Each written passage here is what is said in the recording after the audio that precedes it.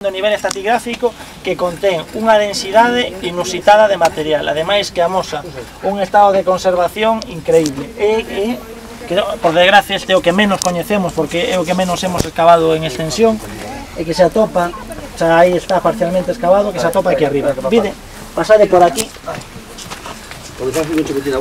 Vale.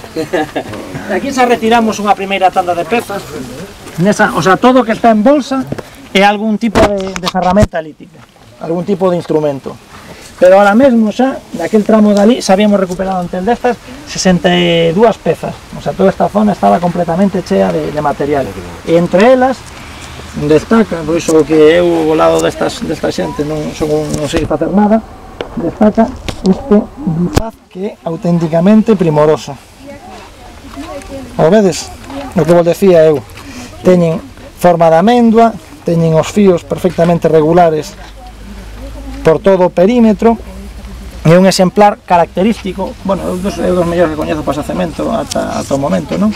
Pero definen perfectamente o enorme grado de evolución tecnolóxica que tiñan os habitantes deste lugar. Está perfectamente acabado, de feito, isto ten unha cousa que se chama que está parcialmente retallado cun percutor brando, e cando me refiro a un percutor brando, antes, cando me mirachedes intentar facer un bifaz ali, utilicei un percutor de pedra.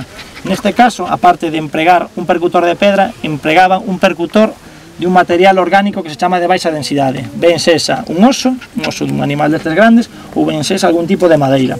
E o sabemos por determinados tipos de extraccións, estas que se poden ver por aquí, que son moi finiñas e que prácticamente non se miran, porque, o sea, ser un percutor tan blandiño que fan é non crear prácticamente, bueno, negativo, non deixan negativo, e penetran moito na peza, deixando pois os fíos perfectamente regulares.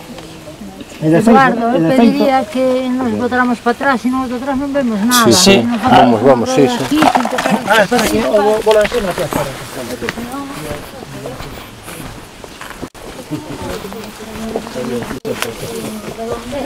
Quedaron desa actividade. Pois aí, nesa zona, temos exactamente o mesmo pero que fai, pois iso, 300 ou 400.000 anos. Aí o que podemos facer, cando teníamos todo recuperado e todo estudiado, poderíamos remontar, volver a xuntar os fragmentos de pedra que resultaron da fabricación desta ferramenta ou doutras das que hai aí, cousa que é moi difícil, por non decir moi complicado, porque, bueno, normalmente neste tipo de xacementos desta antigüidade, o normal é que se atombe completamente, o sea, que se chaman en posicións secundarias, estén rodados, completamente desplazados. Neste caso non, neste caso os materiais están como, señor, cuidado que hai un avispeiro aí, son pacíficas polo momento, pero... A mí me conoce